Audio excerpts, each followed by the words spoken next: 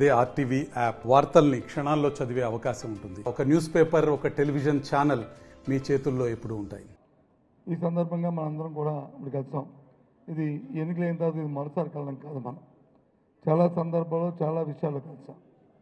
దీనికి ముందుగా మీ అందరికీ కూడా ఒక విషయంలో మనందరినీ అభినందిస్తున్నాను. పార్టీ తరఫున కృతజ్ఞతలు కూడా తెలియజేస్తున్నాను. ఎన్నికలు నెల అయిన తర్వాత ముందుగా మన అధ్యక్షులు జగన్మోహన్ రెడ్డి గారు ఒక పార్టీ ప్రోగ్రాంను పిలిపించారు. మన 13వ తారీఖు నాడు ఏదైతే రైతులు పడుతున్న ఇబ్బందులు ఉన్నాయో ఆ ఇబ్బందుల మీద, ఆ సమస్యల పట్ల జిల్లా కేంద్రాలన్నిటికీ పోయి ఆ కలెక్టర్ల దగ్గర వచ్చి రిప్రజెంటేషన్ ఇచ్చి ప్రభుత్వం ఒత్తిడి తీర్చుకునే మరి ఏర్పాటుని తీసుకునేటట్లు చేయమని ఆయన ఆదేశించారు.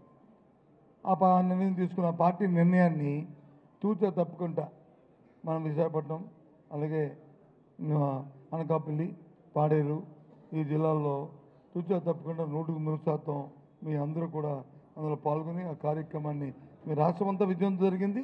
ముఖ్యంగా మన విశాఖపట్నంలో కూడా మరి జరిగింది. దానికి ముందుగా మీ అందరికీ కూడా నా హృదయపూర్వక అభినందనలు కృతజ్ఞతలు తెలియజేస్తాను. ఎందుకంటే చాలామంది అనుకుంటున్నారు అయిపోయింది, ఏమైపోలే. ఎప్పుడు అయిపోద్దంటే గెలిచిన ప్రభుత్వాలు ప్రజల గురించి ప్రజల గురించి పట్టించుకుంటే అవుతాయి. ఈ ప్రభుత్వానికి ప్రజలతో సంబంధం లే. వాళ్ళు ఎంతసేపు ఈ మీడియాలు పట్టుకోవడం, ఈ ప్రచార మాంద్యాలను ఓ అని గైడీ చేస్తూ కార్యక్రమాలు చేసుకుంటుంది. కానీ మనం అనుకుంటాం, చాలామంది అన్నారు కొన్నాళ్ళు ఆగితే బాగున్ను ఇవన్నీ అని.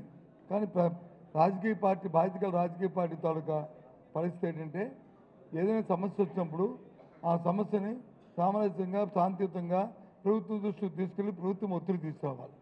మళ్ళీ అలాంటి కారణాలు జరగకుండా ప్రజల తరఫున మనం పోరాటం చేయాలి. ప్రజలంటే అందరూ రాష్ట్రంలో ఉన్న 5 కోట్ల మంది ఒకేసారి వచ్చి గొంతెత్తలేరు. వాళ్ళ తరఫున రాజకీయ పార్టీలు గొంతెత్తి మాట్లాడుతుంటాయి. అవసరం వస్తే విప్లవం నాడు వస్తే అందరూ 5 కోట్ల మంది ఒకేసారి తిరుగుబాటు చేస్తారు. కాబట్టి దాని తరఫున మనం మాట్లాడాల్సిన సందర్భం ఉంది. అలాగే రేపు 27వ తారీఖున విద్యుత్ శక్తి మీద దాని మీద కూడా నిర్ణయం తీసుకున్నాం. అది ఇవాళ రేపు మళ్ళీ డిస్కస్ జరుగుతుంది. అది మనం ఎస్సీ ఆఫీస్కి వెళ్దాం అనుకున్నాం. ఇంకా దాని గురించి కూడా డిస్కస్ జరుగుతుంది. ఆ కార్యక్రమం కూడా మళ్ళీ 2-3 రోజుల్లో మళ్ళీ మనం పెద్దలతో సమావేశం ఏర్పాటు చేసుకుని దానికి సమాయత్తం అయ్యేటట్లు ప్రతి జిల్లా అంతా కూడా దాని మీద కూడా ఒక చర్చ జరుగుతుంది. దయచేసి దీంట్లో ఎందుకంటే ఇక్కడ వచ్చిన అందరూ క్రియాశీల కార్యకర్తలు అందరూ కూడా ఒకరి మనసు కానీ ఒకరి తాలూకా వాయిస్ కానీ బయటకు వస్తే అది 100 మందికి 1000 మందికి వెళ్ళే సందర్భం ఉంది. ఇక్కడ అలాంటి పెద్దలందరూ కూడా ఉన్నారు. రాజకీయాలు కొత్త కాదు మనకేమన్నా.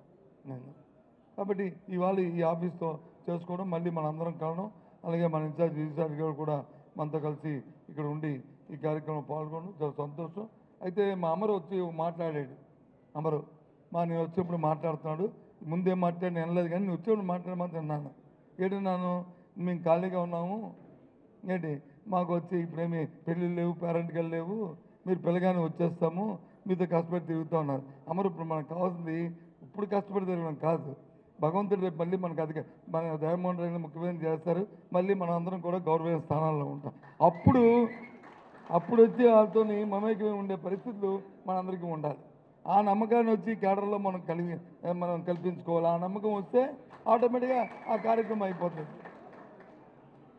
ఆ నమ్మకం రావాలి. ఇవాళ మాకు అందరికీ కూడా వేదిక మీద కొంచెం అనుకుంటున్నాను, సారీ ఏమైనా ఫీల్ అయితే ఏమనుకోకండి, డోంట్ థింక్ అదర్వైజ్. వేదిక మీద వాళ్ళందరూ మా అందరికీ పరిపక్వం వచ్చింది, మాకు కొద్దిగా అవగాహన వచ్చింది. కాబట్టి డోంట్ వరీ, అన్నీ కూడా మంచి దొరుకుతాయి రాబోయే కాలం. అంతా కూడా ఏమనుకోవద్దు. మీ మనసులో ఏముందో ఆ ప్రకారమే పార్టీ కానీ, ఆ ప్రకారమే మీ పెద్దలు కానీ అందరం కూడా అదే రీతిలో మేము అందరం ప్రవర్తిస్తామని, మీ తాలూకా కష్టంలో సుఖంలో పరవరు పాలు పంచుకుంటామని, అధికారం ఉన్నా లేకపోయినా ఉంటామనే విషయాన్ని మీ అందరికీ మనవి చేస్తూ, మళ్ళీ ఒకసారి మీ అందరికీ పార్టీ మరి కార్యాలయం మరి పునఃప్రారంభించుకున్న మరిన్ని వీడియోస్ కోసం ఛానల్ ని సబ్స్క్రైబ్ చేయండి. లేటెస్ట్ అప్డేట్స్ కోసం వాట్సాప్ ఛానల్ ని ఫాలో చేయండి. అండ్ లింక్ డిస్క్రిప్షన్ లో ఉంది.